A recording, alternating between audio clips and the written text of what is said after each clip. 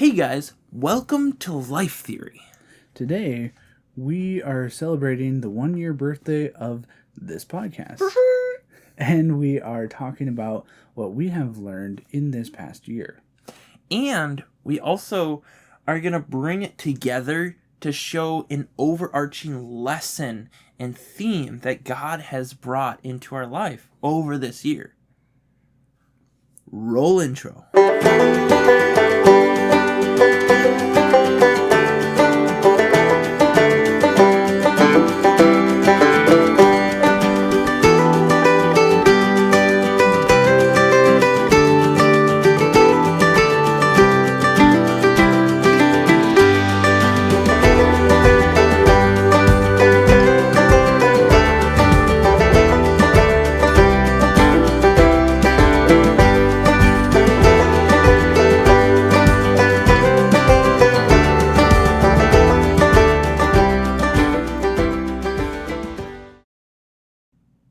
So, we're talking about this last year and what we've learned over this last year because, I don't know if you've been paying attention.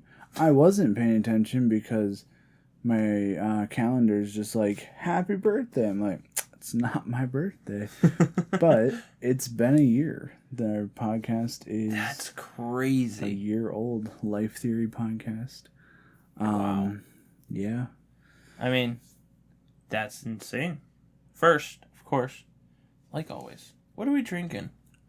We are drinking what... I think I have hair in mine. Uh-oh. So I saw this thing on Instagram. Mm-hmm. There's a guy who takes Gatorade and Red Bull, mixes them together. Are ours different shades? Yeah. Cool. The mixes ended up a little different. That's fine. I did actually want to try this because I heard you talking about it. Yeah. So okay. This is fruit punch, Gatorade, and coconut Red Bull. Oh, ooh! I just grab, dump them together, see what happens.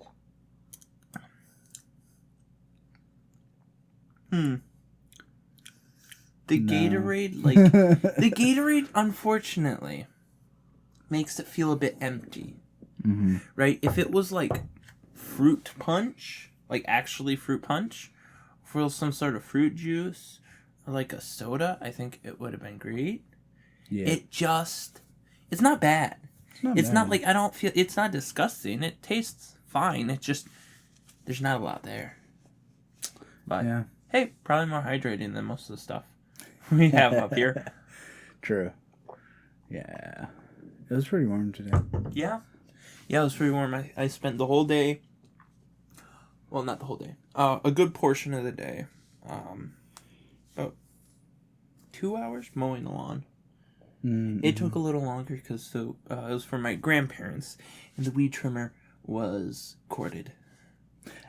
So fun. it was a lot of making sure my cord was in the right position and wrapping around things correctly and not wrapping around things it's not supposed to. And yeah. So it was a bit of a process, but it was fun. I was in AC for a lot of the day.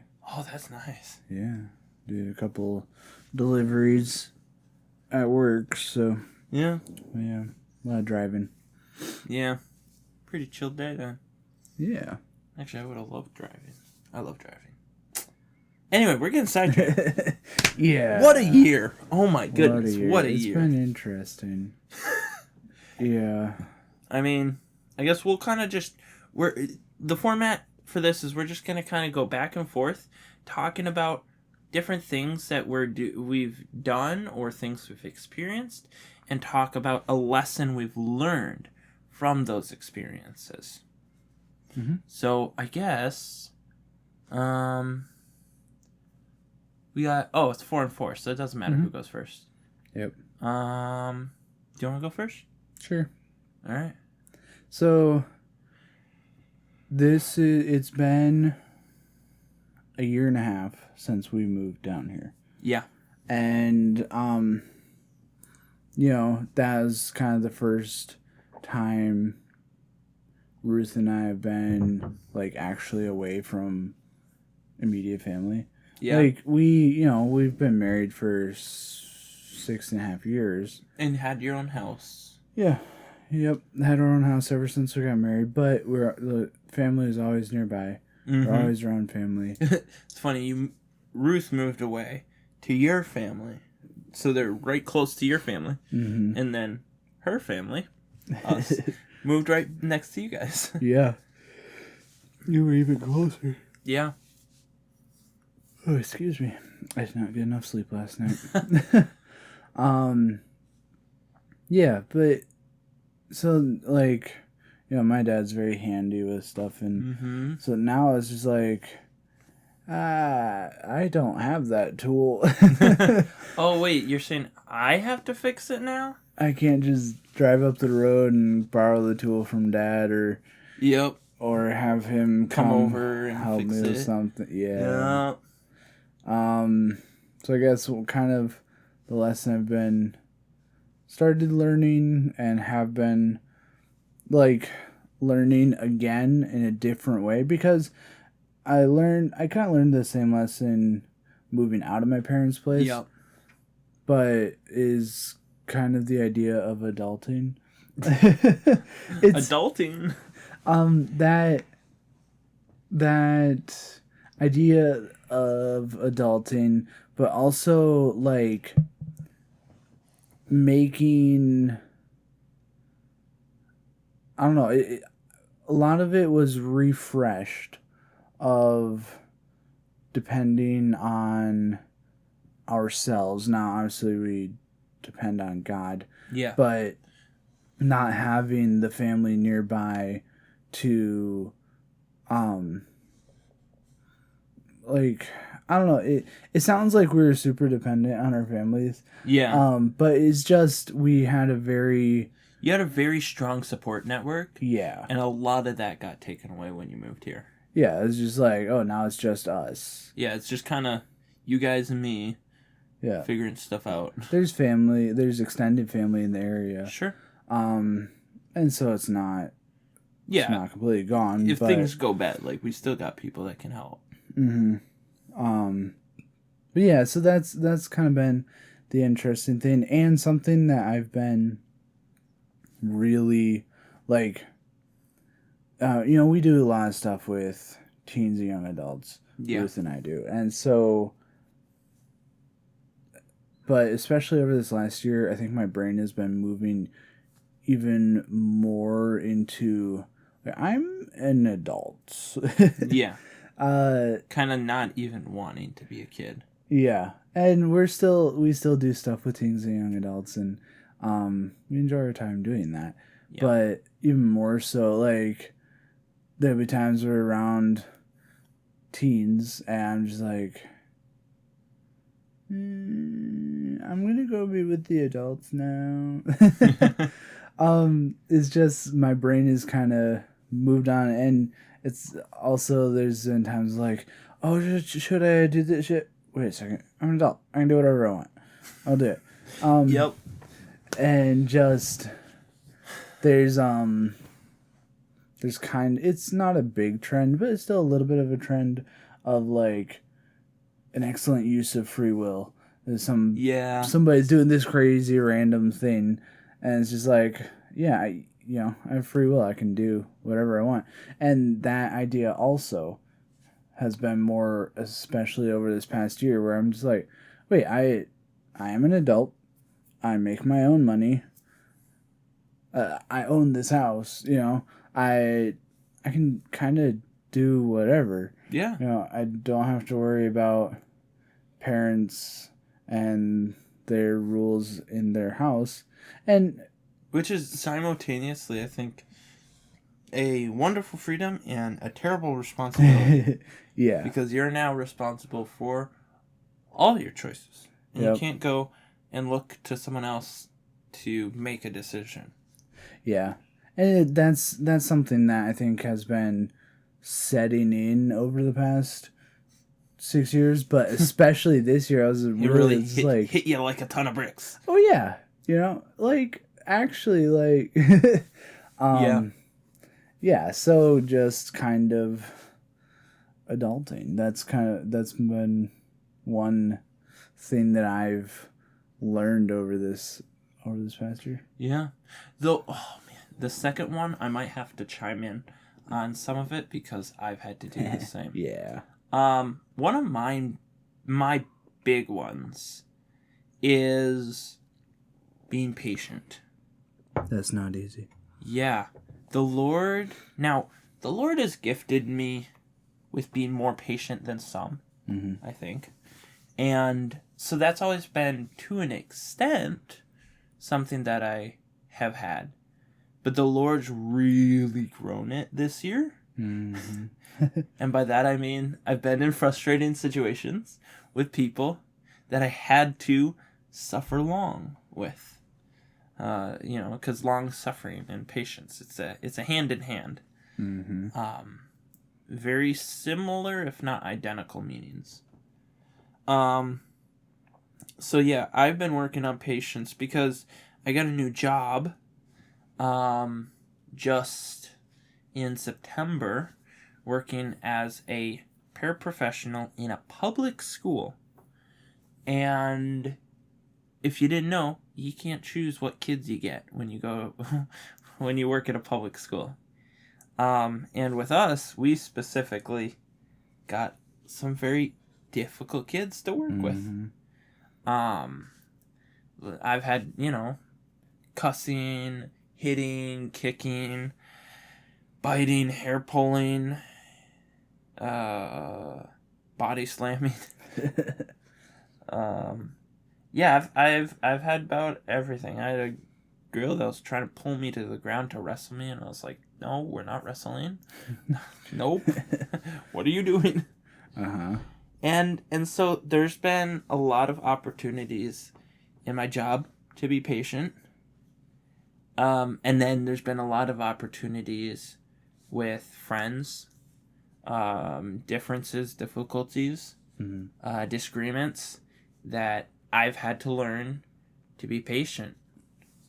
And so, yeah, it's been a difficult lesson, but I can say that, like, for me, when I remember that this child or this friend is not what defines whether I win or lose, or whether I should be happy or unhappy, and that it's like, all right, I need to be right with God and just handle this situation rather than being really frustrated by it and trying to control it. It helps a lot with patience, because then you just go, oh, well, that's how it turned out, and I did as much as I could in that situation.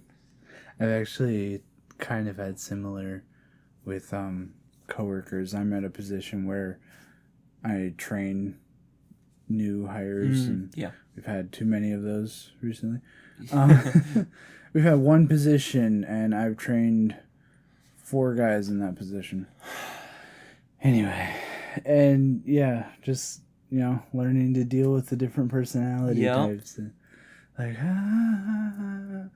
okay, patience. They learn differently than you do.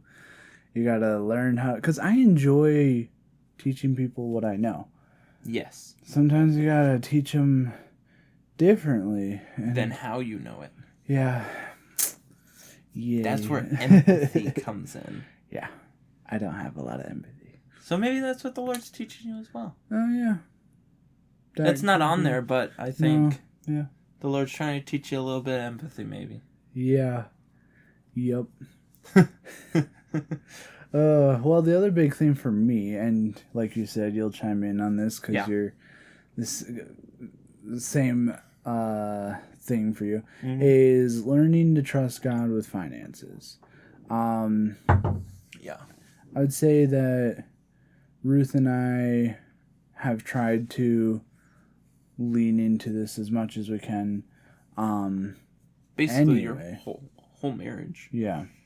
Like, whether things have been going good or not.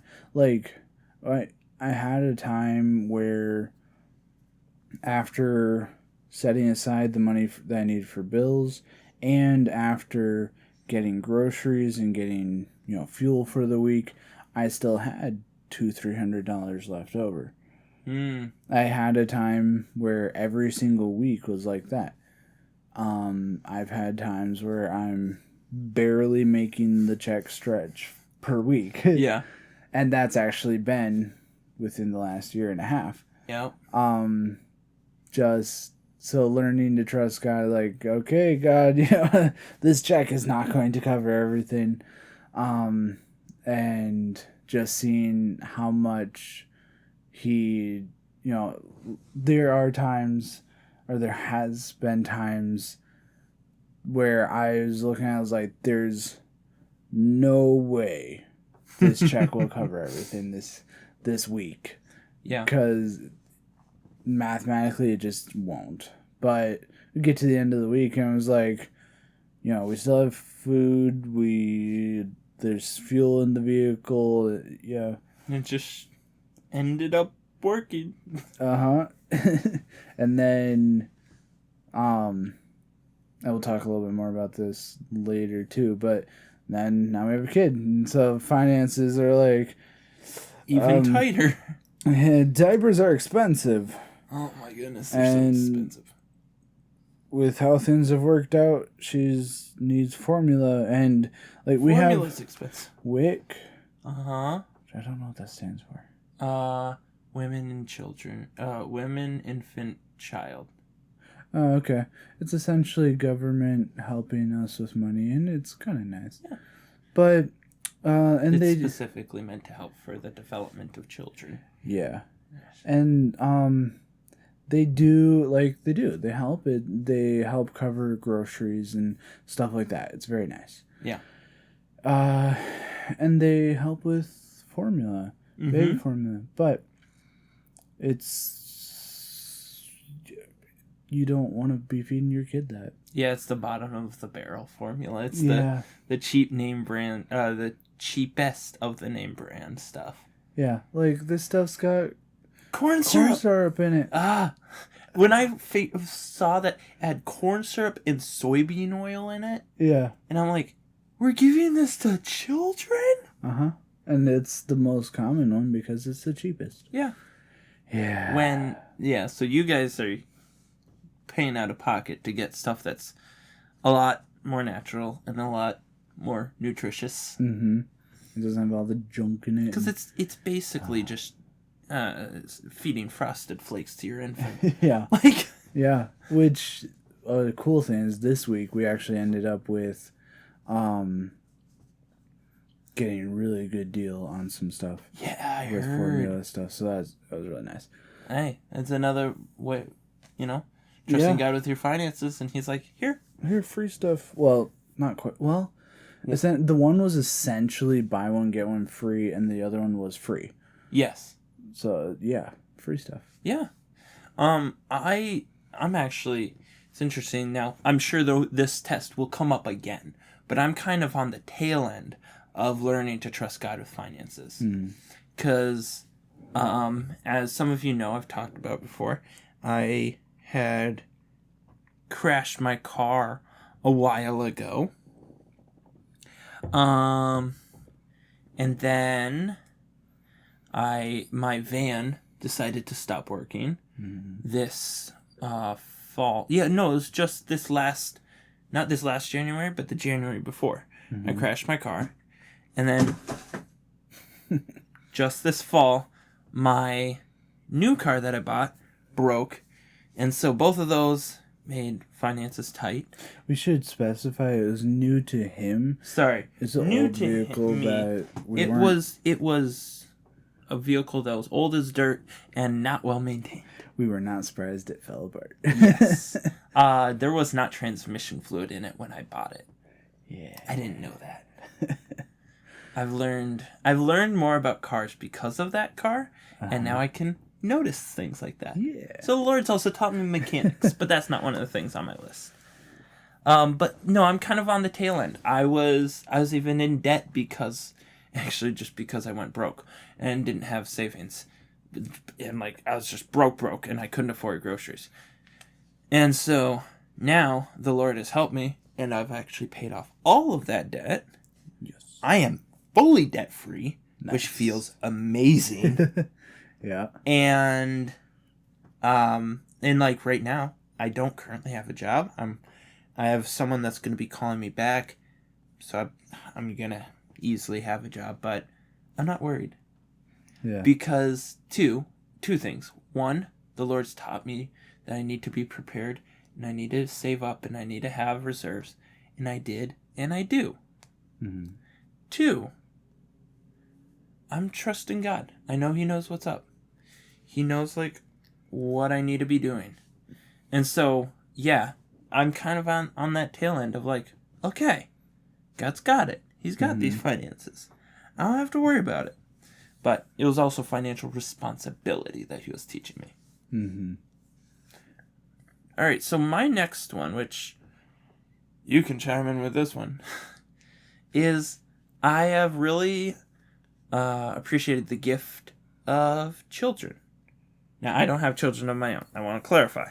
Because sometimes I'll say my kids. I'm talking about my students that I work with. Mm-hmm. But just between getting to know and teach students and realizing how interesting they are, even those with like intellectual disabilities, where it's hard to get. I love there was one lady, she taught in Sheboygan, who taught a Down syndrome kid for years, and and she said to me, and I totally agree with this, there's always a kid in there. You just have to get them out. Mm-hmm. You just have to figure out where they are and what, and she's like, it's different for everyone, but when you finally see the person inside, it's so cool. And so it really, and it's so true. So like at my job where these kids, they'll have a ton of behaviors, or they'll have a lot of intellectual disabilities, where they're just having so much trouble. When you can help them work through that and break it down, and because of that, you can see that person underneath. You can see their interests. You can see what they laugh at and what makes them light up and what excites them. Like when you can find those things, it's such a cool feeling. Yeah. And then also having a niece, seeing a little baby doing those same things, just a little more rapidly. Yeah. It's like, this is adorable. Yeah. It's been amazing. Like people have always been like, you're so mean to kids. Well, not mean to kids, but like I've always been very, you always like tease them, apathetic about children. Yeah.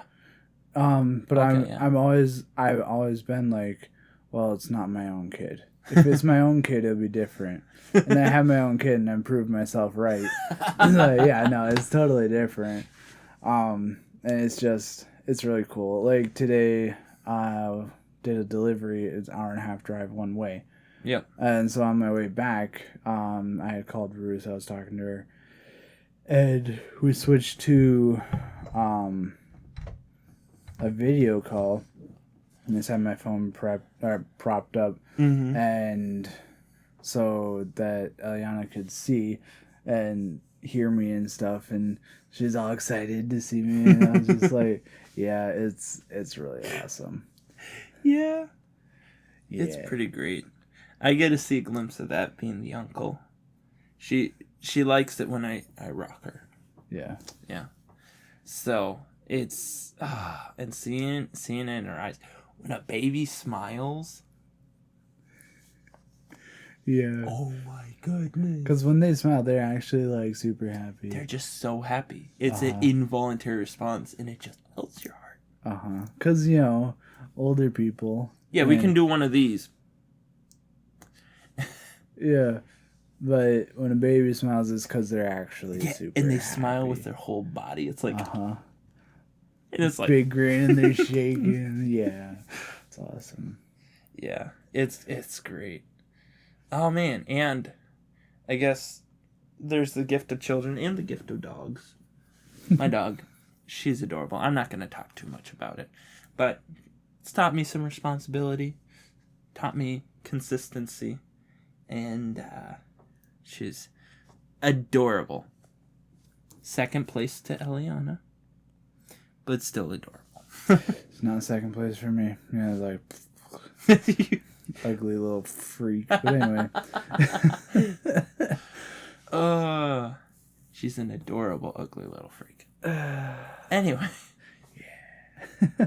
On to yours. What has this year taught me?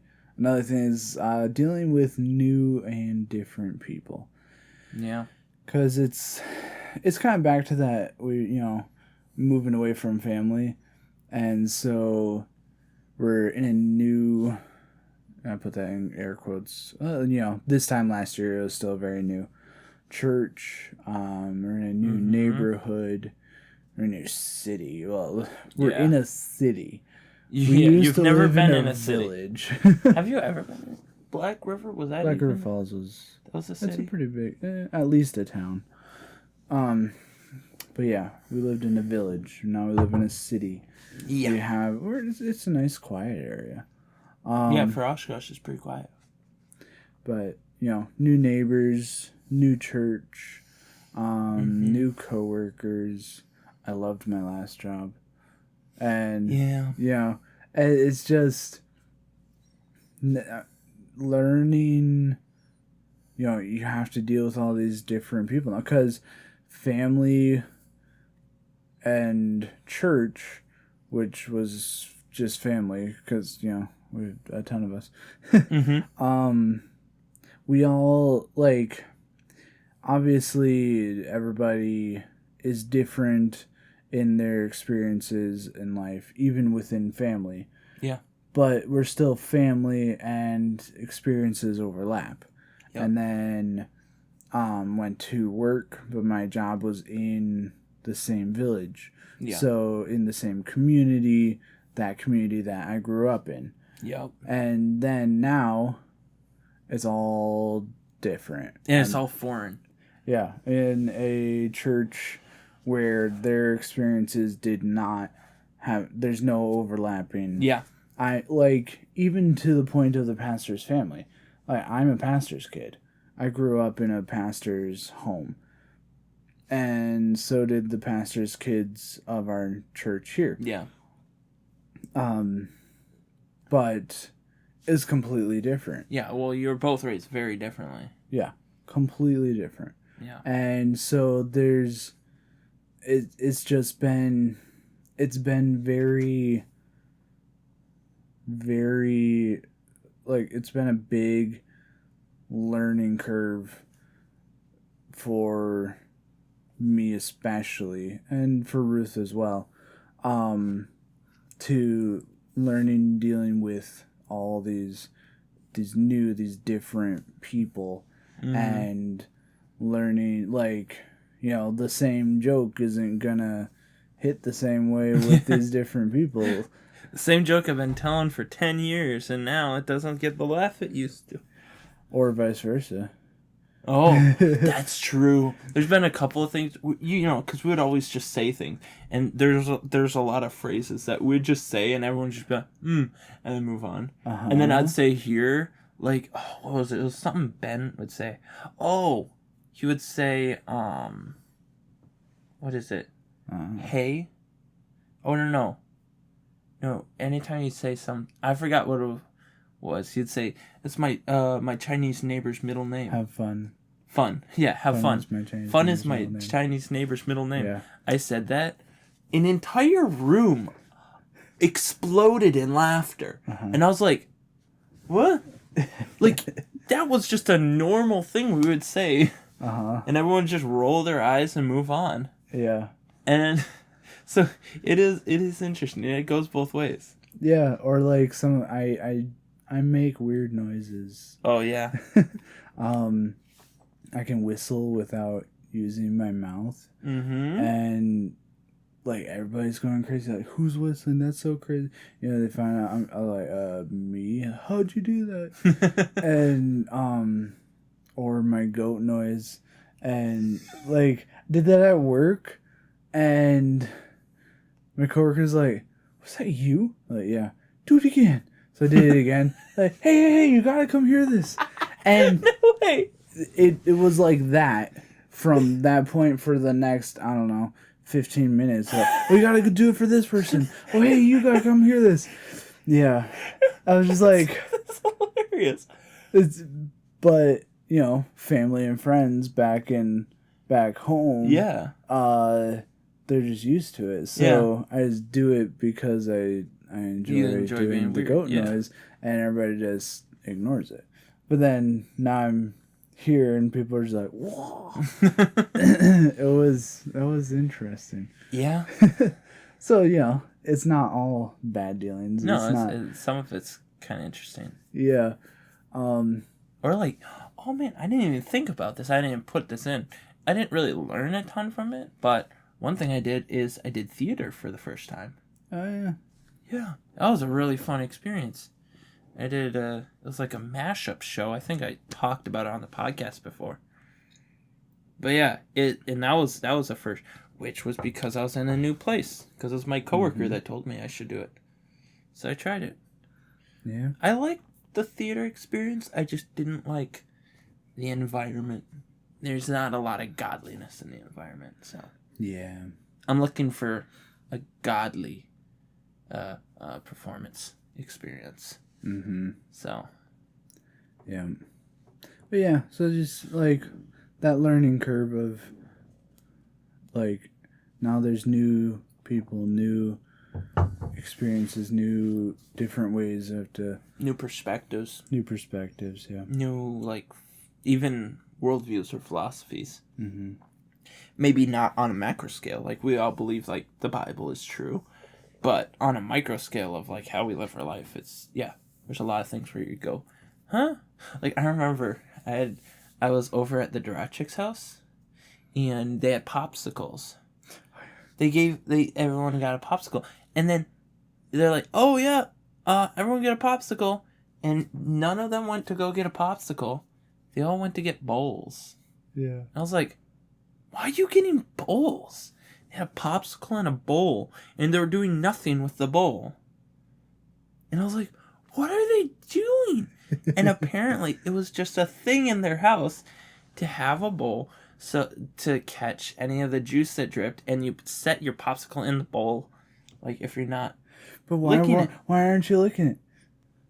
Just eat the whole thing. But their whole thing is if it drips, it goes in the bowl. And I was like, what? What? That's insane. Yeah. But I guess in our family, they do the same thing, except they're like, here's a popsicle, go outside. Yes. Well, that's how our family was, too. Yeah. Same with watermelon. Go outside.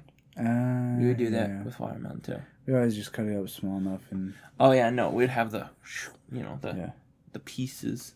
The, what? Slices. The quarter slices. Mm-hmm. Yeah. Yeah. So, yeah. Okay. So, now we've gotten through some fun things. We must have done stuff out of order. No. I started. Yep. I'm on my second to last year on the second one. So, we're going to get into some more serious things. And we don't have a whole lot of time left, so. Oh. So, I had my first experience with death, which is very interesting. I talked about it in depth on what is trauma, so I'm not going to talk about it super in depth here. But, I knew CPR, and I was able to do CPR on someone, try to save their life. Unfortunately, it didn't work. And so, yeah, that was something I've held, and I still hold. And I still hold as, oh, yeah, that happened. And it's taught me As well as, I mean, I almost want to call this loss, because I've also, in that same time, I also lost a friend, as in a friend that I'm no longer friends with, because things happened, and that was hard too.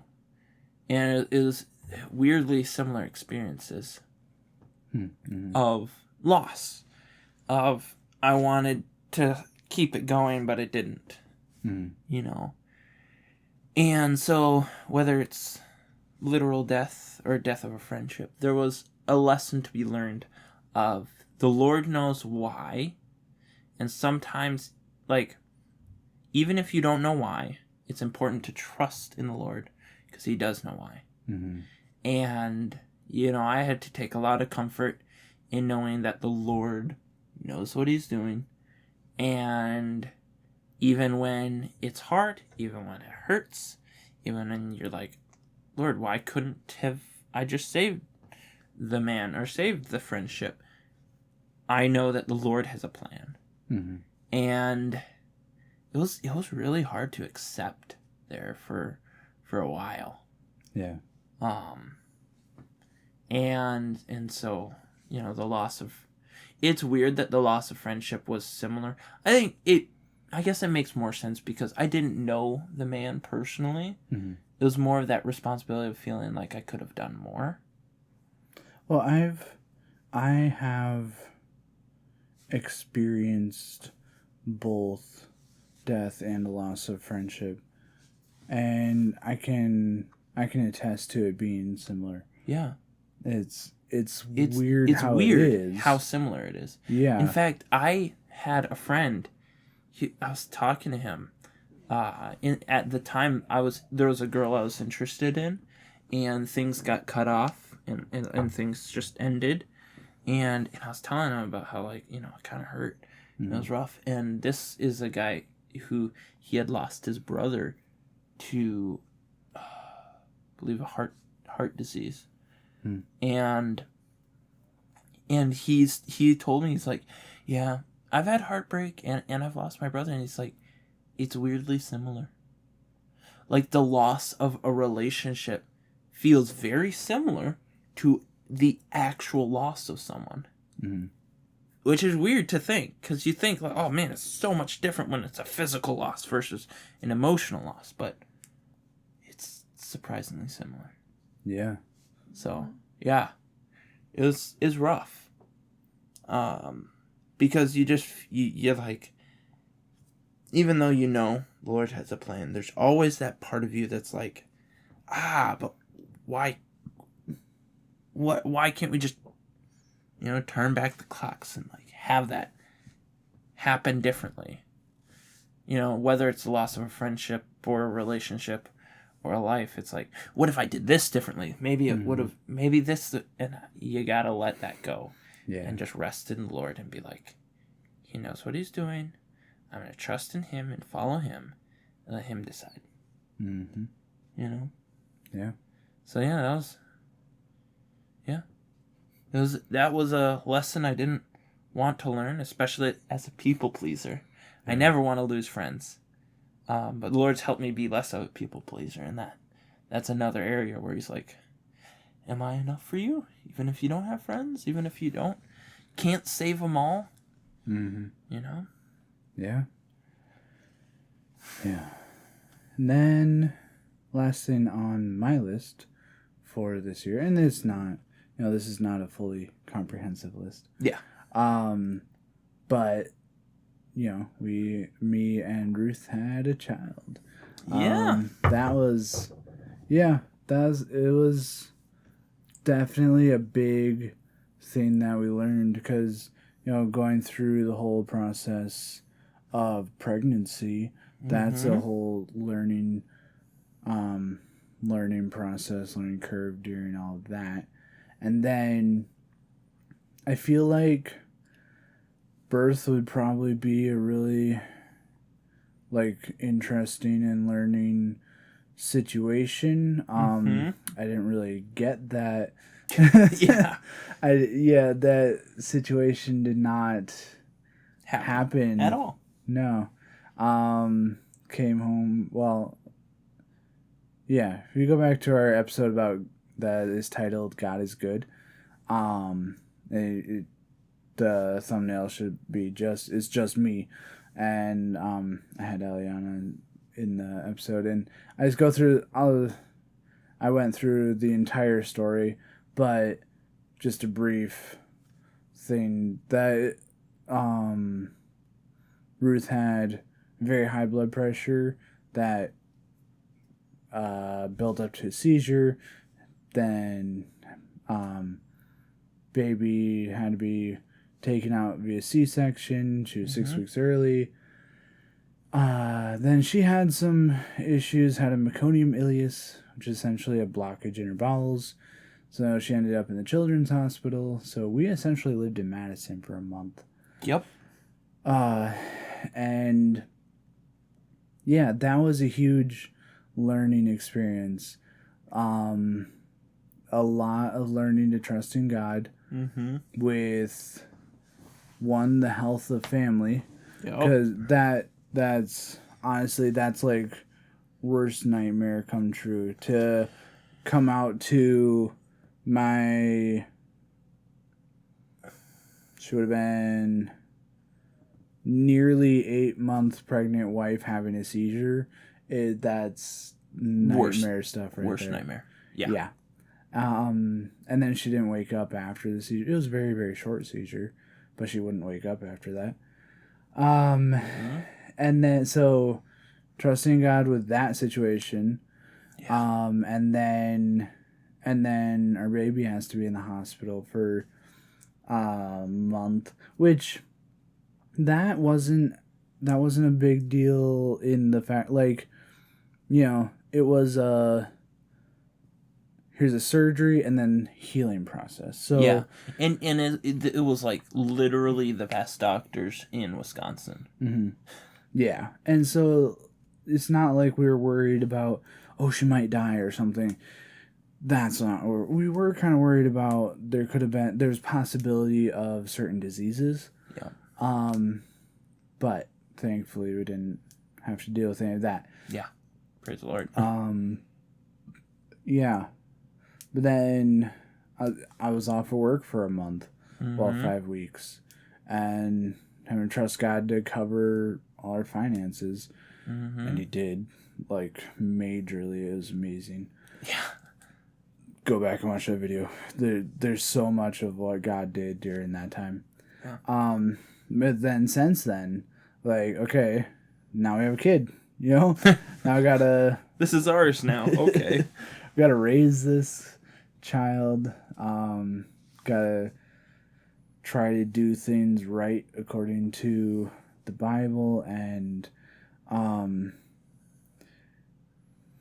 like now it's just like, okay, now I gotta, like, I'm the one that's gotta know what she needs to learn. I'm the one that's gotta know, you know, when a discipline is needed or whatever. It's just, yeah, that's something I have learned and am learning and am going to keep learning for many years. But that's a big part of this last year. Yeah. What for me is, you know, I'm seeing a through line. I'm noticing as we're talking, the thing we're learning the most is to trust God. Mm-hmm. Right? Trusting God with growing up, trusting God with people, trusting God with finances, trusting God with children, trusting God in loss. Mm-hmm. Like, just trusting God. And this last year, actually a little bit, it was before the podcast, right? No, it was after. No, it was after. That's crazy that was in that time frame. Yeah. Wow. I thought it was longer ago. No. After the podcast, if you look at our first episode, we talk about our testimonies. And in that episode, I talk about how I made a profession of faith at 5 years old, but didn't really start serving the Lord until about 17. Mm-hmm. Well, after that podcast, some weeks later, I was having a conversation with my good friend and roommate, Jonathan, he was going through James with his teen class that he teaches, and it was talking about the evidence of salvation. And I started thinking about, and we were starting to talk about, and I was talking about my evidence of salvation. And it's like, oh yeah, I was able to lead someone to the Lord. Oh yeah, I have a love for God's word that I didn't used to have. Oh yeah, I have a love for people that I didn't used to have. I have a love for serving that I didn't used to have. I love to talk about God when I didn't used to want to. And then I started thinking about, when did all this stuff start? 17. And I was like, wait a minute. That's weird. And at the age of 17, there was a time where I made a decision. When, in 2020, we were moving down to Coleman, and I had been struggling with surrendering to the Lord. And Mr. Ives, our youth leader, was talking about it and teaching lessons about it. And it was something that was on my mind. And we had to go. The Lord, in his providence, didn't allow it all to fit. And we all thought it was annoying and frustrating that someone would have to go an hour and 15 minutes back to get, like, a few more things. But that's what had to happen. And the Lord had a reason for that. Because it was me and Mr. Ives. And that entire time, it gave us an hour and 15 minutes just to talk. Just have conversations. And we talked about a bunch of random stuff. He's very fun and easy to talk to. And we started talking about surrender. I think it was on the way back. And he was explaining it. And I was asking a ton of questions about surrendering your life to Christ. And actually giving up on your will and accepting and following God's will. You know what that's called? Repentance. And I realized I had never done that. And I told him that. Like, oh, I don't think I've ever surrendered. And I was like, and I said this to him very plainly. I was like, I don't think I'm ready to surrender. And he's like, okay. Like, he was very gracious and patient. There's the patience. And he told me it's something I should do. He's told me it's something that is necessary in the life of a believer. And so him and I at the time were just thinking about it from the perspective of a believer. But I look back on it and realize I had never repented and given my heart to the Lord. I believed he was God. I wanted him to take my sin away so I could go to heaven. But I didn't want to give him my heart. Right? And I thought about it. That was a Saturday. And that Tuesday, I was like, I just finally gave up. It wasn't like a huge struggle or like, because I guess sometimes you think about salvation testimonies and often they're very dramatic. As in fair. Sometimes it's a very dramatic thing. For me, I am someone who to make a decision, I need to see overwhelming evidence that it's the right decision. And when I know that, then it's a matter of just stop looking for evidence if you already have all the evidence and just make the decision. And so it's usually not very dramatic. It's just like, okay, I got enough evidence. Yes. And that's what it was. I knew I needed to surrender. I knew that was the only way to grow in my Christian life. So that Tuesday, I was like, all right, Lord, I surrender to do whatever you want me to do. If it's preach, then I surrender to do that. If it's just sit in the pews for the rest of my life and support the pastor, if that's what you want me to do, I'll do it. Like, it's not a surrender of, I'm gonna do this thing I want to do for you. No, it's just anything. Which is interesting because I had thought that the Lord wanted me to be a preacher, but then that got taken away from me. and like I didn't feel like I wanted to be. And so I just surrendered just to do whatever. And then later the Lord gave that back to me. Yeah. I'm like, yes, I do still want you to preach. I just need you to get your heart right first. And the evidence of salvation, of loving serving, loving the Lord, loving singing his praises, leading someone to the Lord, loving just to talk about God with people, not wanting to do as many foolish things, like starting to like just not enjoy that as much. All of that came after 17. And so, and I'm not saying that's a perfect predictor of salvation, but the Bible's clear, there will be fruit. The fruits of the Spirit: love, joy, peace, long-suffering, gentleness, faithfulness, goodness, faith, meekness, temperance. And those fruits, slowly, one by one, were all growing in me after the age of 17. I started hating my sin instead of just hiding my sin. Mm-hmm. I started loving people instead of just tolerating people.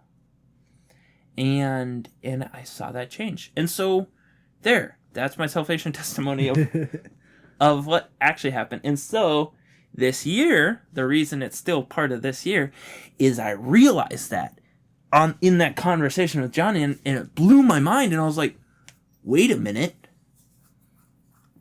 I haven't been baptized yet.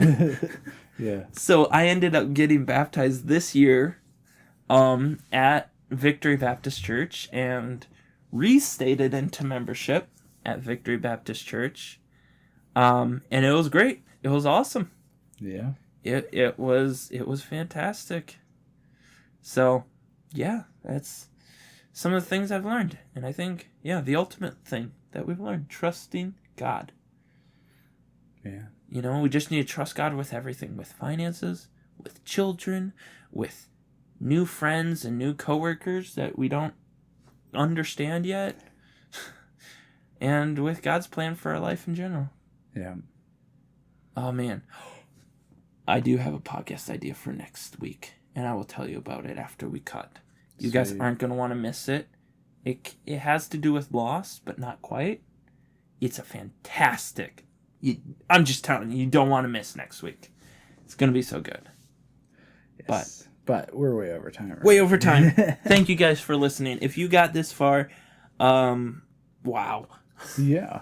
Thank you for listening to our rambling. And comment what you think, what you've experienced this year that has made you trust God more. Yeah. What is it in your life that has made you go, wow, that helped me trust God, or yikes, that made me have to trust God? We want to know. And we want to know if there's any topic that you want us to dive into. Yeah, to cover, to think about. Yeah, we always like to get new ideas, stuff to think about, stuff to theorize on. Yes. And we'll add it to our list. But until next week, we'll see you guys later. Bye guys.